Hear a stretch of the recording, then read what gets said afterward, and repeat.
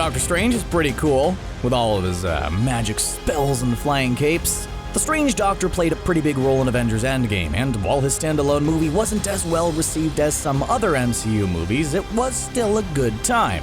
From all the fire magic whips and shields, time loops, Inception-like action scenes, and at least one bald Tilda Swinton, the film had its moments. So we think Wizard Cumberbatch 2 should be pretty fun as well, and we actually have some ideas for how to make it really good. We're gonna tell you all about the villains, the stories, the magics, all of it, and obviously, how Endgame affects Doctor Strange number 2. One of the most important things to remember, now that the dust has settled after Avengers Endgame, or shall we say unsettled, is that the Time Stone has been destroyed, along with the other Infinity Stones. Without it, Earth is now at serious risk of being attacked by the ruler of the Dark Dimension, Dormammu. In Doctor Strange 2, we could see Dormammu return for a second attempt to add Earth to his Dark Dimension, and without the Time Stone, Doctor Strange won't be able to pull off his I came to bargain trick again. That being said, Stephen Strange has come a long way since his first encounter with Dormammu. He's the Sorcerer Supreme, and his grasp of magic is far better than it was in their first encounter. In Infinity War, we saw just how powerful Doctor Strange got since his standalone film, and it's clear that he's one of the most powerful heroes in the MCU right now. Strange pulled out all the stops in his fight against Thanos, and he lived up to his title as the Sorcerer Supreme. In fact, many fans believed that Strange was pulling his punches when he faced Thanos, and the only reason why he didn't beat the Mad Titan was because he wanted to achieve the perfect outcome he saw when he looked into the future while using the Time Stone. Of course, that was the key for Endgame, where Strange raised one finger to Tony Stark, reminding him about that one perfect future. Well, we think that it's what he meant with that motion. For all we know, he raised his finger because he remembered his first meeting with Tony, and he suddenly got a terrible craving for some ice cream, and Strange was simply asking for one star-graving hazelnuts. Star-graving hazelnuts. Not bad. A bit chalky. A hunk of Hulk-burning fudge is our favorite. That's a thing? Let's be honest, Tony probably has one hidden in his nanotech suit anyway.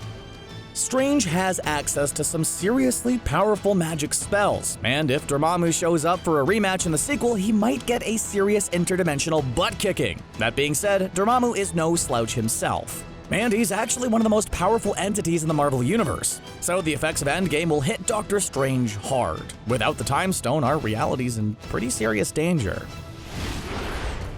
Dormammu isn't the only villain that has unfinished business with Doctor Strange. After the ending of the first film, it's clear that Karl Mordo will be one of the main villains in Doctor Strange 2. In the comics, Baron Mordo is one of Doctor Strange's biggest adversaries, so it makes sense that a clash between the two is impending. Mordo had his breaking point when he felt betrayed by the Ancient One, and after Doctor Strange broke the natural law and used time travel to defeat Dormammu. Boy, that Mordo really is a by-the-book kind of guy. So it'll be interesting to see how Mordo will react to all the time traveling and timeline manipulation in Endgame. We can assume his reaction won't be very positive, which could lead to his clash with Strange in the sequel. Besides, Mordo believes that the world has too many magic users, so he was destined to clash with Strange sooner or later. During an interview in 2016, Scott Derrickson, the director of the first film, who's also expected to return for the second, talked about his plans for Mordo in the sequel. One of the reasons why Chiwetel Ejiofor was interested in the role is because of Mordo's definitive arc and ending in the comics. In the comics, the constant use of dark magic gave Mordo terminal cancer, which led to his death, and just before he died, Mordo renounced his evil acts. But he eventually came back to life, since no one really stays dead in the comics, except for Uncle Ben. Poor Uncle Ben. If Mordo is destined to have the same fate in the sequel, we might see a version of one of the best Doctor Strange stories, and that is The Oath. In that story, Doctor Strange faced some hard decisions, as he finds out that Wong has terminal cancer, and there's a magical elixir that could cure any disease and injury. Strange ends up needing to choose between using the elixir as a cure for all of mankind or only to save Wong's life. This story is great for many reasons, but one of the main ones is the fact that it challenges Strange not only as a hero and a magic user, but also as a doctor who swore an oath to save lives. We think it'll be amazing if we get to see a version of this story on the big screen, where instead of Wong having cancer, it'll be Mordo, something that could lead to an interesting conflict for Strange. It's also important to remember Mordo's magical staff from the first film. That weapon is called the Staff of the Living Tribunal, and this artifact might make Mordo a serious threat. The Living Tribunal is actually one of the most powerful beings in Marvel Comics, and he embodies the multiverse itself. So if Mordo's staff has some of the Living Tribunal power, that makes him one of the most dangerous people in the multiverse. Scott Derrickson revealed that he has plans to use another villain as well, and that is Nightmare. Nightmare is actually one of the first villains Doctor Strange faced in the comics, and he's the ruler of the Dream Dimension. Nightmare thrives on tormenting humans while they're asleep. Derrickson also added that his version of the villain would be a mix of Pennywise from It and Freddy Krueger, and his plan is to have Strange travel into the Dream Dimension. This makes us very excited about the possibilities for Doctor Strange 2. The action and the visual design in the first film was amazing. These kinds of visuals are exactly what the film will need if Doctor Strange travels to the Dream Dimension. One of the coolest things about Doctor Strange in the comics is the psychedelic vision and creativity of Steve Ditko's art. The Dream Dimension will need a lot of creativity, and hopefully Marvel Studios goes all in with insane visuals. In the comics, when Karl Mordo found out that Strange is destined to become the Sorcerer Supreme, he used demons to hunt the young Stephen Strange. We could see something like that in Doctor Strange 2, where Mordo teams up with Nightmare to torment Strange. Before he became the Sorcerer Supreme, Stephen Strange wasn't the nicest person in the world. In fact, he still isn't. While he saved many lives, he also passed on many patients because operating on them would have hurt his perfect record as a surgeon. At the same time, if the theory that Doctor Strange allowed Thanos to win and snap his fingers in Infinity War was true, Strange might blame himself for all of those who died for real in the decimation. We ain't talking about the dusted who came back to life, but all of those who died real, actual deaths.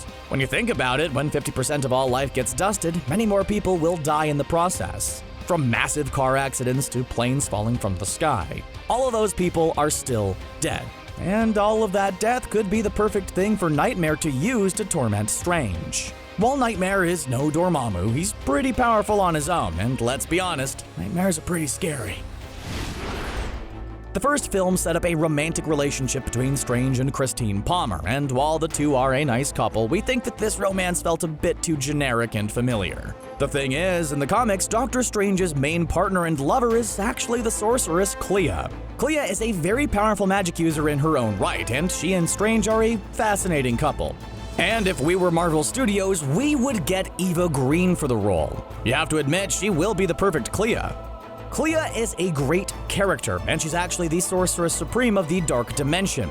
Yeah, she isn't actually human, she's a Vaultine, a race that lives in the Dark Dimension, and in fact, she's actually Dormammu's niece. We guess Dormammu takes the whole awkward uncle thing to a whole new level. After Strange clashed with Dormammu in the comics, he and Clea fell in love, and eventually the two get married and have many adventures together.